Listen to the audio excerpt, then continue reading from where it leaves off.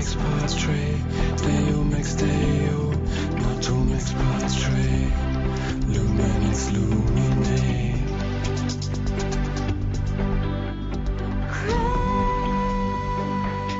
Hello everyone, it's time for discussions.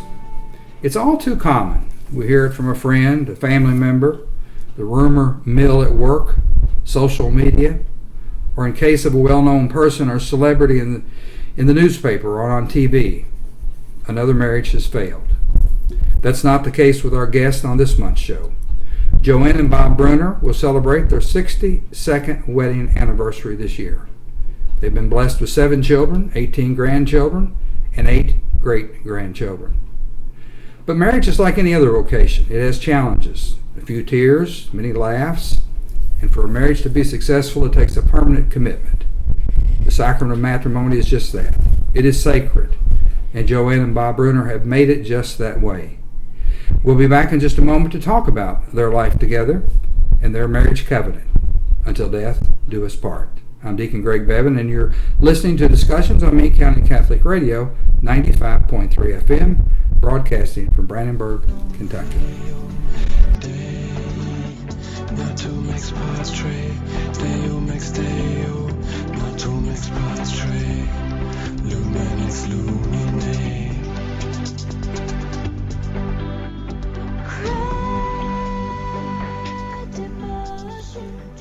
The response to Meade County Catholic Radio talk show discussions has been so well received that all of our monthly shows are now being posted on YouTube. Just look for Meade County Catholic Radio discussions and pick out which show you want to listen to. Our shows are meant to teach, inform, and strengthen our faith in Jesus Christ, our Lord and Savior. Thanks for listening to our station on 95.3 FM WLHM. Live stream us on our own app. And now, enjoy listening to any of our talk shows discussions on YouTube. That's Meade County Catholic Radio, 95.3 WLHN, where we love His name. Not to mix parts tray, stereo mix stereo, not to mix parts tray, luminance luminate.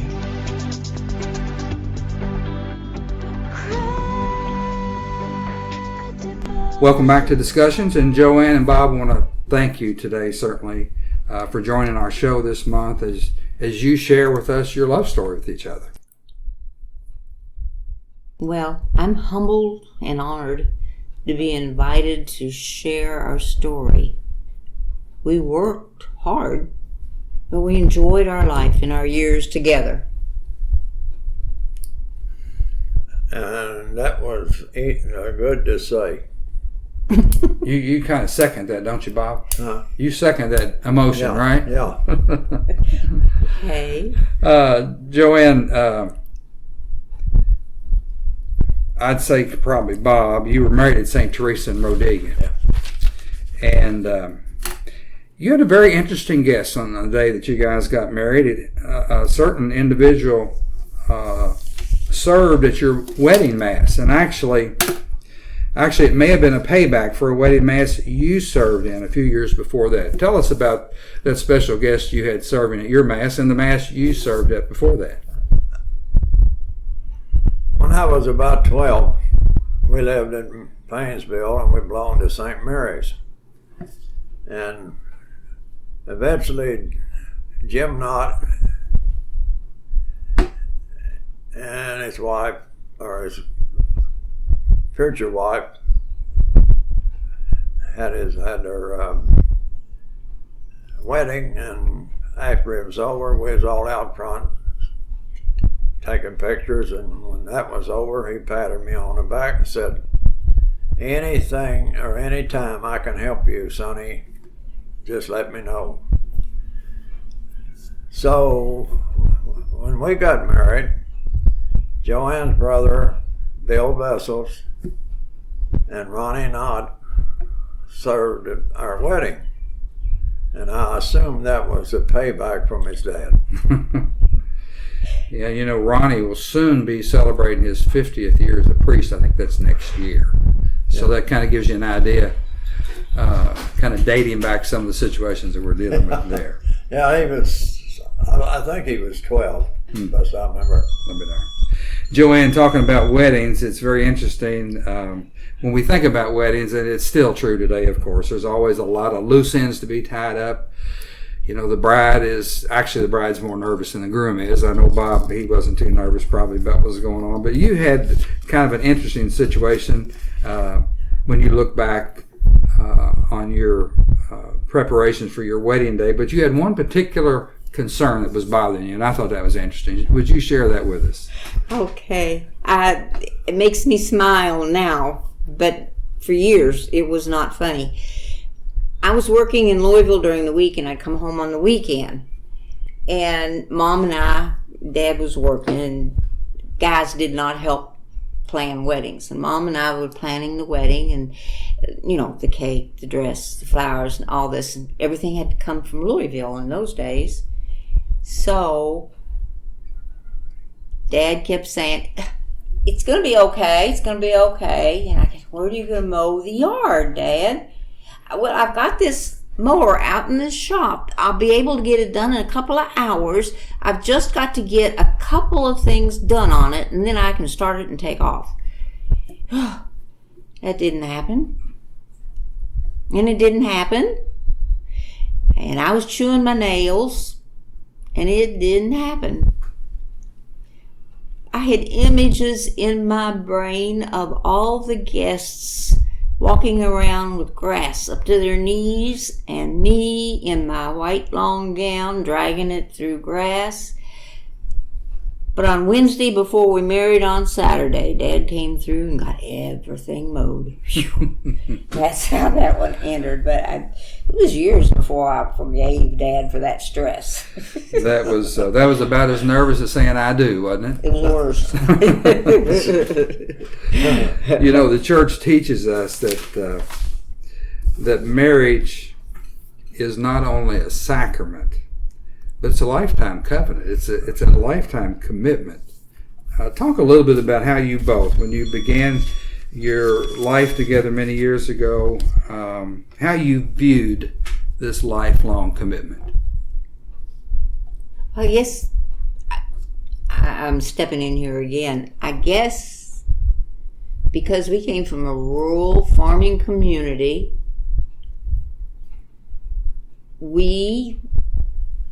someone told us we were 20 years behind the time, but I thought they were being ugly.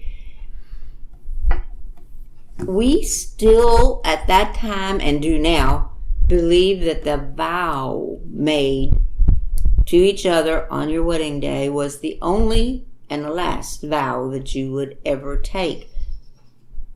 So we didn't think about such a thing as getting out of a marriage with a divorce. We didn't think about that. She asked me what was you thinking about when I was walking down the aisle. I don't remember. I was so excited about being married, I didn't think what I was going to do next week. All you knew is that you weren't going to have to cook anymore, right? You know, some people may look at your lives. It's easy to judge people. It is. That's right. Yeah, and that's true. And that's what some people may look at your life and say, you know, sure, they've been married 62 years. They've been blessed with long life, relatively good health. They've had 7 children, countless grand and great-grandchildren, which of course that's true. I mean, you have experienced all those things, but still, the story doesn't end there, does it? Life still has its challenges. She had, how many girlfriends did you have that you had a chain letter? I went to a boarding school, and years later, a chain letter went around updating everybody about everybody. And of the 18, there were only 2 of us still married. And you know what one of them said? She read when it got to her. JoAnne and Bob is still married. Yeah. I thought that was funny. You know, I want to back up a little bit maybe and speaking about still being married, I thought we had talked a couple days ago about how your courtship was and how you began in your courtship. So I thought maybe before we move on any further in your marriage, tell us a little bit how you met each other and a little bit about your courtship. You was going to tell about your mother and dad Okay. getting you from Nazareth and coming back. All right. I went away to high school, so I left home at about 13. And Mom and Dad would come and get me for holidays. Bardstown was a big trip for Mom and Dad in those days, all the way over and all the way back. And it being a boarding school, I just got home 3 times a year. Well, Mom and Dad came and got me, and we got to Brandenburg. Dad was tired of driving, and he decided he wanted a cold beer. And in those days, there was a place on the other side of Brandenburg, toward Brandenburg Station, called Club 60. And we stopped there. The 3 of us, Mom and Dad and myself, went in. Dad got him a tall, cold beer from this good-looking guy behind the bar. And my mom and dad introduced me to the bartender, Bob Bruner. Me. You were good looking? Well, they thought it. Yeah, they introduced me to him. Now, you want to go from there? I guess so. Anyway, in other words, I got acquainted with you, and later on, you was only about 15 then. Mm-hmm. So they didn't approve of her going out until at least she was 16. Mm-hmm. And after she became 16, I'd get together or call her and make arrangements. And after we started going together, we went together, and then she was 19 when we got married, and I was 25. And but I think it was in mid-August when we decided the date to marry, September the 14th. The best I remember it was. And then we got married and been together ever since. You know, we hear all too often of marriages that don't survive. A lot of different reasons. It could be a serious illness. It could be an accident that occurs that a person can't recover from, or maybe an unexpected death that affects a person so much that both parties can't get over it. Or it could be poor lifestyle choices made by one of the couples themselves, or maybe their children. And I'm sure that your marriage over the last 62 years have not escaped that reality. So how have you handled similar disappointments, and how has that impacted your relationship as a couple to have to deal with those type unexpected tragedies or issues that develop in your family? Well, it's been rough, but we haven't experienced anything that we couldn't go along with it, I guess. It's been some bad places, like her cancer, and when I had a heart problem down in Arkansas, and just things like that. It's something you can't help it. Just to be. Well, God and me and you have handled everything, and Padre Pio have handled things. Sometimes we felt that God was very far away, and sometimes He's been very, very close. The challenges go on, but people need to remember the joys are there too. You know, job changes can be really rough. Resolving personal finances, learning how to do money for 2 people instead of one person and the other person. We never had separate money. We've always had one bank account, and it was the us account, and it did everything. If we were going to go under, we were going to go under, not just one of us.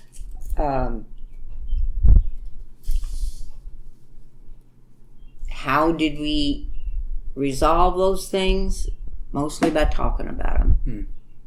You must talk. People who shut up break up. Sometimes the talking doesn't sound like it means a whole lot, but there's feelings underneath there.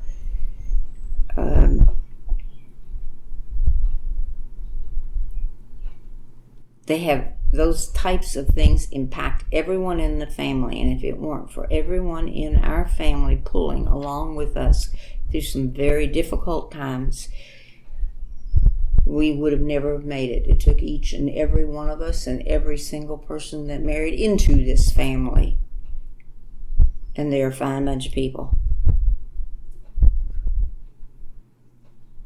You know, you made the comment, those who shut up, break up?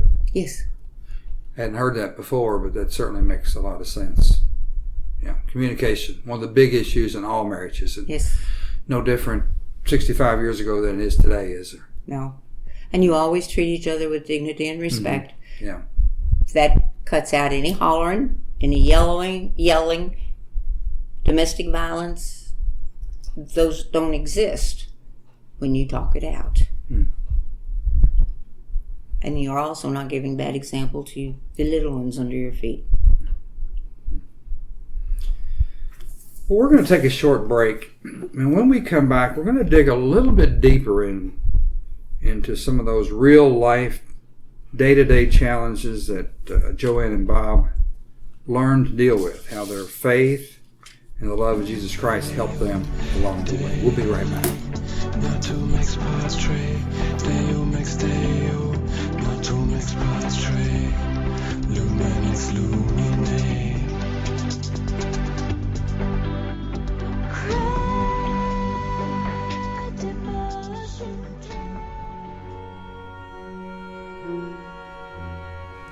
Have you been away from the Catholic Church and would like to come back? We welcome you with open arms. Maybe you are interested in learning about the Catholic faith. We welcome you also.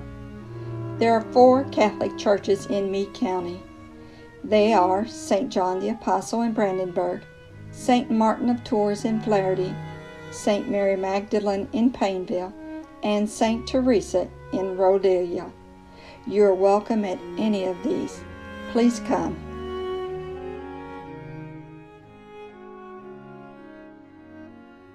Our show this month on discussions is entitled Until Death Do Us Part. We want to thank Bob and JoAnne Bruner for sharing their heartwarming story as they reflect on their 62 years of marriage.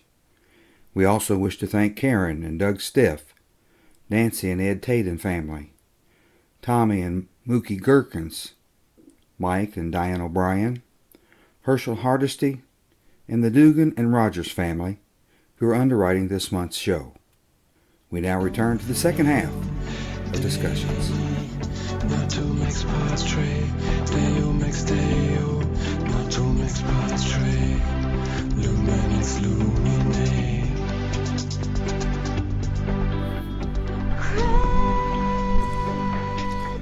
And we're back with JoAnne and Bob Bruner, and the topic today is marriages, and we've kind of titled this show Until Death Do Us Part.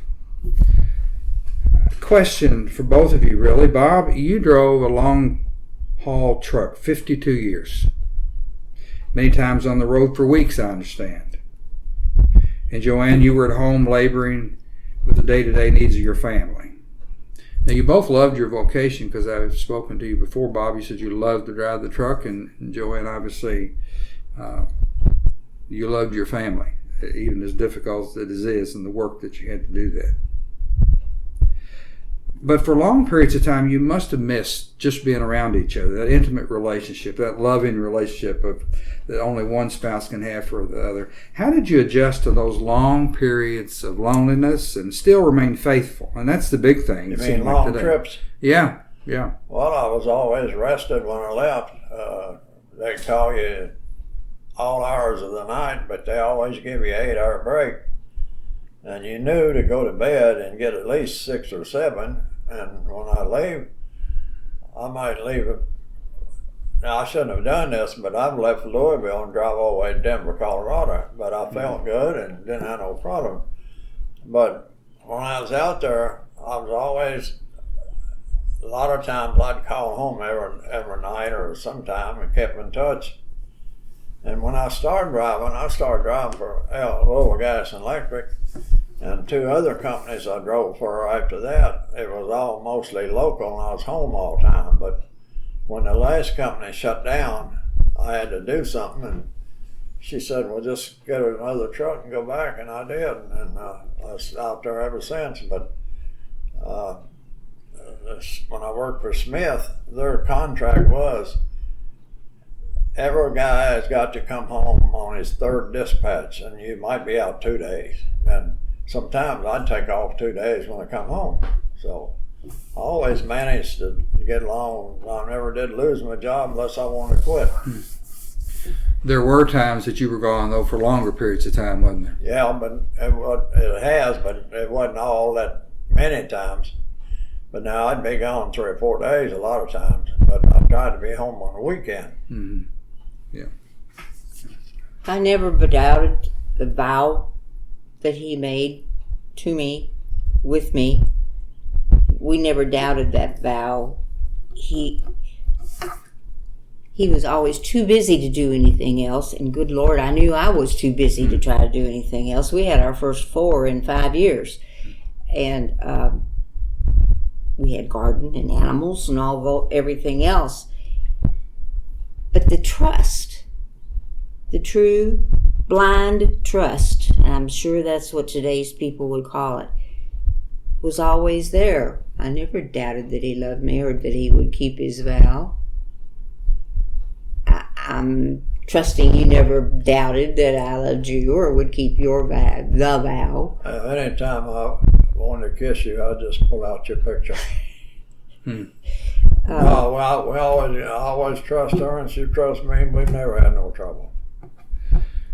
And when we had any hard times, it was the family that brought us through. All of them together. I said that I had the breast cancer. Well, we also had addiction, and the resolution of the addiction touched our family in 2 different ways. And the most difficult one was with serious mental illness, and coming through with gaining stability, the changes in the medications. Everyone had to learn about the illness. Everyone in the family had to learn about the mental illness. In fact, Bob and I became advocates for NAMI and taught their family course. And if anything, that whole scenario of pain pulled all of our other 6 kids together closely, their spouses, the grandchildren. We have grandchildren in the nursing field who chose because they never saw this family member any other way, and they wanted to be able to help people like him, and that's why they went to the nursing field. And sometimes it doesn't feel like loving. Sometimes it hurts to just continue loving, holding on close. You keep going on, and you keep going on, and these things just happen in a marriage, just happen in a relationship, and you deal with it one day at a time. Just don't forget to pray. Very good. That kind of steps into my next question. We read in Proverbs chapter 3, verse 6, and it instructs us this way. It says, in our ways, always be mindful of him, and he will make straight your path. Now, I know that your faith in many ways has been your saving grace. Talk a little bit about how important that faith has been in your married life and how it continues to be so important. I think that had a heck of a big a lot of help because we knew our responsibility of staying within the church and eliminate any problems that would cause a problem in church, and go every time that you can when there's mass, and just on and on and on. But that had a lot to do with our marriage. When the Sisters of St. John's, our dear little sisters from Malta, came to St. John's and taught, we kind of tucked them in with us like we do tucking in a lot of people.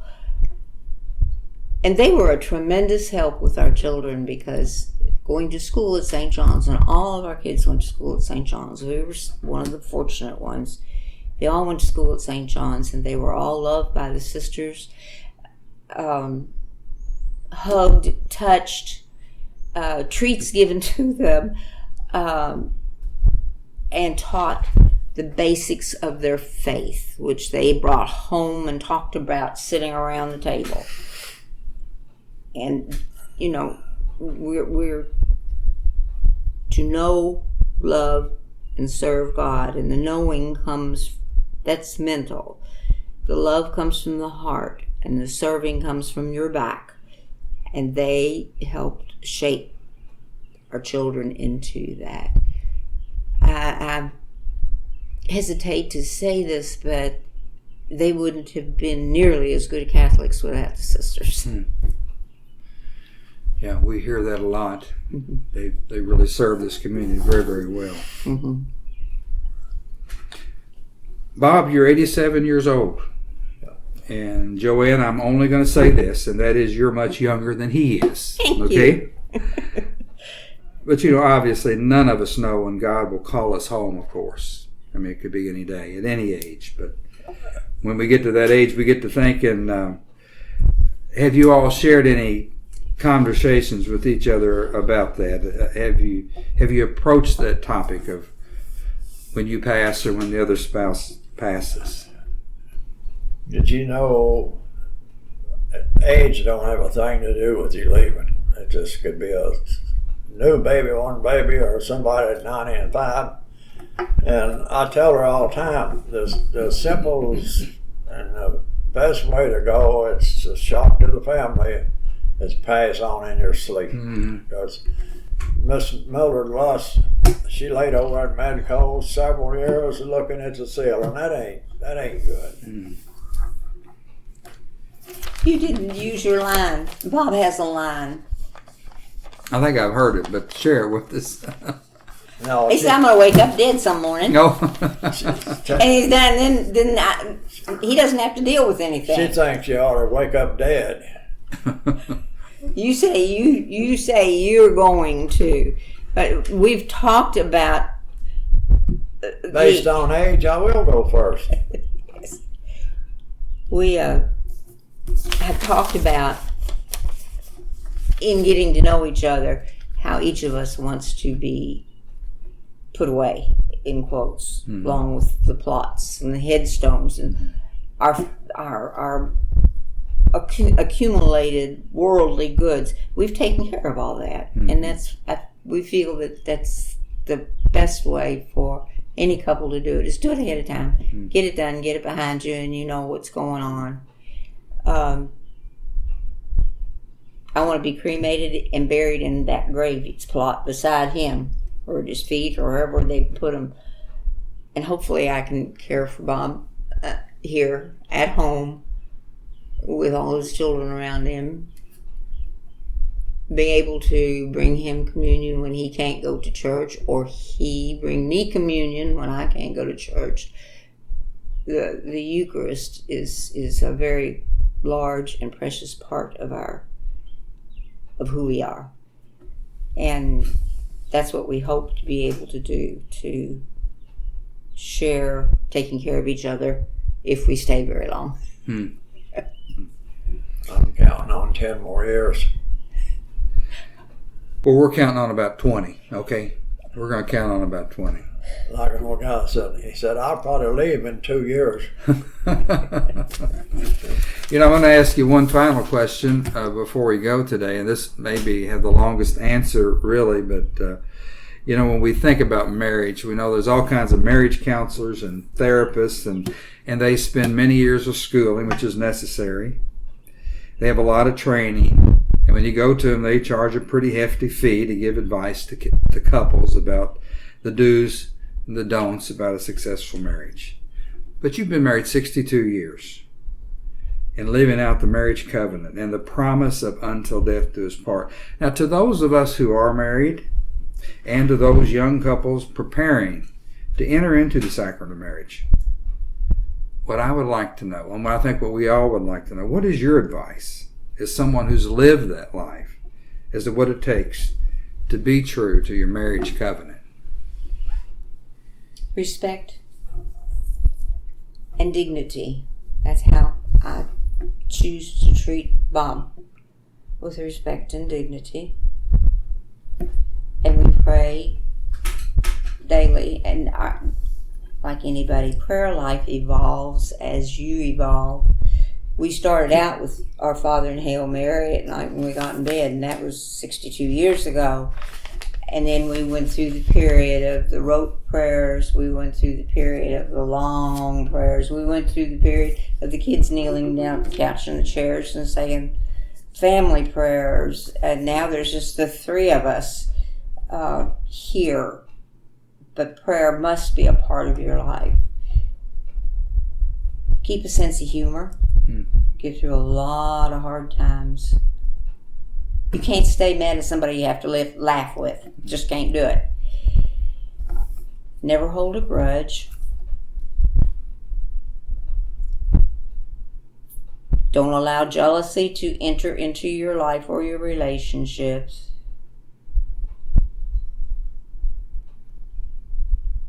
Allow differences of opinion. He's entitled to what he thinks, and I'm entitled to what I think. But that doesn't mean we don't like each other. It means that we are not different parties, but we could, it could happen that he'd be a Republican and I'd be a Democrat. That's what I'm talking about. Allow your partner. One way we try to take care of, a lot of couples will get to arguing and one of them's got to give in. And when we got two ideals, if I think hers is better, I just let her go her way. That's foolish to fight over something that don't amount to hell of beans. And never forget to hold hands. Yeah, a lot of the big problems in marriage that occur when they become big problems, they really don't know what caused it, do they? Mm-hmm. You mentioned the little things. They're so very important.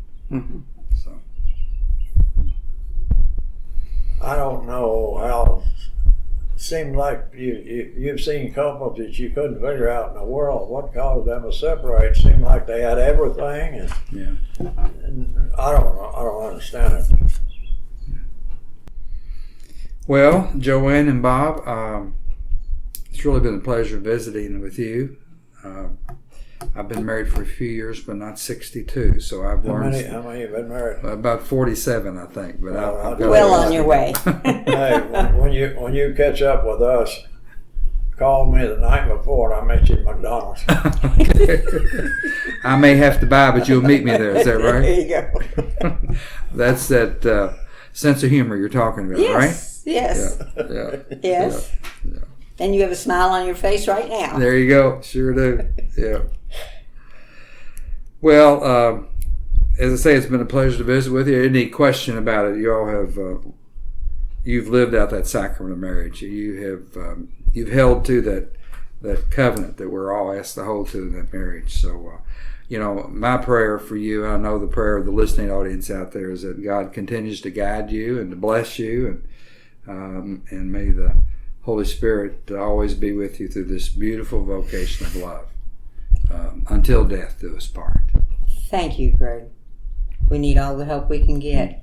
Thank you. Yeah. And that'll do it for discussions this month.